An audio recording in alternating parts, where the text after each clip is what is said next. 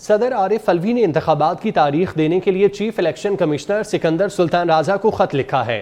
خط کے متن کے مطابق صدر مملکت نے 9 اگست 2023 کو وزیر اعظم کے مشورے پر قومی اسمبلی کو تحلیل کیا۔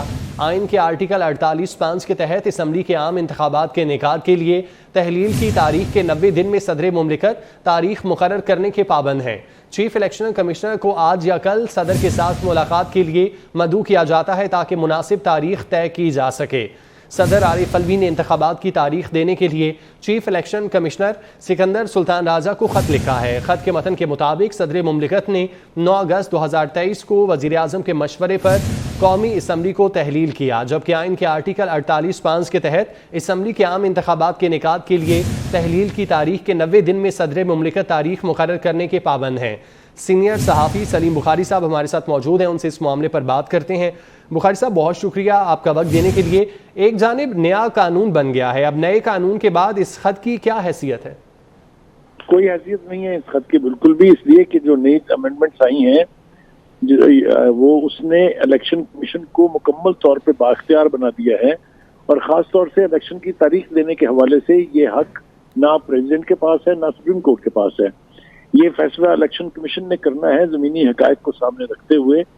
یہ ڈیسپریٹ ایک کوشش ہے، وہ اس وقت جو ہے وہ ملک کے صدر کم ہیں اور پی ٹی آئی کے کارکن زیادہ ہیں، تو وہ اپنی روزی روٹی جو ہے حلال کرنے کے لیے اس قسم کی یعنی فیصلے کر رہے ہیں جس پر ان کی گرفت ہو سکتی ہے۔ پہلے بھی انہوں نے جو حرکت کی ہے، خاص طور سے وہ جو ٹویٹ ان کی ہے اس کے حوالے سے بھی ان کو شرمندگی اٹھانا پڑ رہی ہے۔ دنیا بھر میں لوگ ہنس رہے ہیں کہ ایک پریزیڈنٹ جو ہے وہ اتنا نااہل، اتنا بے عمل بھی ہو سکتا ہے کہ اس کی ناک کے نیچے کیا ہو رہا ہے، وہ خود کیا کر رہا ہے، اسے اس کا بھی ادراک نہیں ہے، جانتے بوجھتے ہوئے کہ اگر 10 دن سے زیادہ یہ بل پریزیڈنٹ ہاؤس میں رہے گا تو یہ قانون بن جائے گا۔ اس کے 3 دن کے بعد تیسرے دن وہ ایک ٹویٹ کر کے ان لوگوں سے معافی مانگ رہے ہیں جن کے خلاف ایکشن انیشیٹ ہو گیا، یعنی وہ اپنی شرمندگی پارٹی میں بچانے کی خاطر انہوں نے ٹویٹ کیا ہے۔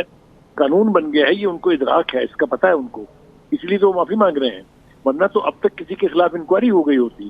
یہی حال اس خط کا بھی ہے، کیونکہ پی ٹی آئی ڈیسپریٹ ہے کہ فوری طور پر الیکشن ہونے چاہیے، اور صدر مملکت صاحب نے اس حوالے سے ایک خط تحریر کا مارا ہے۔ مجھے تو یہ سمجھ میں نہیں آتی کہ کیا کل الیکشن کمشنر جائیں گے بھی اس خط کے جواب میں یا نہیں جائیں گے، اور اگر جائیں گے تو وہاں ایکچوئل پوزیشن کو ایکسپلین کریں گے، جس کے بعد پریزیڈنٹ کا کوئی اختیار نہیں ہے کہ وہ مجبور کر سکیں الیکشن کمیشن کو کہ کوئی ڈیٹ دیں خاص۔ 90 دن کے اندر ڈیٹ دینے کا معاملہ الیکشن کمیشن پہلے ہی مکمل طور پر واضح کر چکا ہے کہ کسی صورت بھی الیکشن 90 دن میں نہیں ہو سکتے، اس لیے کہ کونسل آف کامن انٹرسٹ نے نئی جو مردم شماری ہے اس کے تحت الیکشن کرانے کی منظوری دے دی ہے۔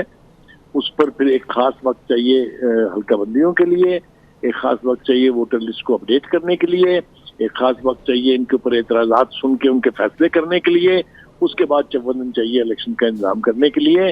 تو یہ جو کنور دلشاد صاحب نے کہا ہے میرے خیال سے بہت مناسب بات ہے کہ ایسے لگتا ہے کہ اس میں کم از کم 9 ماہ لگیں گے الیکشن ہونے میں، تو انہوں نے تو یہ بھی کہہ دیا ہے کہ یہ مئی میں جا کے الیکشن ہوں گے۔ تو یہ صدر مملکت صاحب کو بہت زیادہ ڈسپریشن نہیں کرنی چاہیے، 9 ستمبر تک ان کی بھی تقدیر کا فیصلہ ہو جائے گا کہ انہوں نے مزید رہنا ہے کہ نہیں رہنا ہے۔ تو یہ لاسٹ منٹ پر لاسٹ ڈچ ڈیسپریٹ کوششیں ہو رہی ہیں، یہی کچھ سپریم کورٹ میں بھی ہو رہا ہے۔ تو یہ سب کچھ جو ہے یہ ایک سوچی سمجھی سازش کے تحت ہو رہا ہے، اس لیے اس کے اوپر میرے خیال سے پریزیڈنٹ صاحب کو بھی ہوش کے ناخن لینے چاہیے اور الیکشن کمیشن کو اپنی پوزیشن اسرٹ کرنی چاہیے۔ جی ٹھیک ہے بخاری صاحب، آپ ساتھ ہی رہیے گا۔ قمر دلشاد صاحب کا آپ نے حوالہ دیا ہے، وہ بھی ہمارے ساتھ ہی موجود ہیں۔ قمر صاحب، بہت شکریہ آپ کا وقت دینے کے لیے۔ آپ کیا سمجھتے ہیں نئے قانون کے تحت اب انتخابات کی تاریخ الیکشن کمیشن نے دینی ہے، تو صدر کی جانب سے جو خط لکھا گیا ہے اس کی کیا حیثیت ہے؟ صدر مملکت نے جو ان کو الیکشن کمیشن نے جو خط لکھا ہے تو وہ انہوں نے ایک تو سب سے بڑی اہم بات یہ ہے کہ انہوں نے آئین کی آرٹیکل 48 سب سیکشن 5 کی خلاف ورزی کی ہے۔ جب بھی وہ خط لکھیں گے تو اس کے لیے پرائم منسٹر پاکستان کی ایڈوائس لازمی ہوتی ہے۔ پرائم منسٹر پاکستان کی ایڈوائس کے بغیر نہ تو کسی عدالت میں وہ ریفر بجوا سکتے ہیں اور نہ ہی وہ چیف الیکشن کمیشن یا آئینی ادارے کے سربراہ کو خط لکھنے کے مجاز ہیں۔ اس کو لیے باقاعدہ طریقہ کار کیا گیا. آئین کا آرٹیکل 48 بھی ہے, 48 ہے, 41 ہے, 43 ہے, 44 ہے. اس میں ساری چیزیں دی گئی ہیں کہ 48 میں بھی ہوتا ہے کہ پریزیڈنٹ پاکستان جو ہے جو خط لکھیں گے, ریفرنس بھیجیں گے, وہ پرائم منسٹر پاکستان کی ایڈوائس سے بھیجیں گے. دلشاد صاحب, سلیم بخاری صاحب ہمارے ساتھ موجود تھے, اپنا تجزیہ پیش کر رہے تھے. بخاری صاحب آپ کا بھی بہت شکریہ.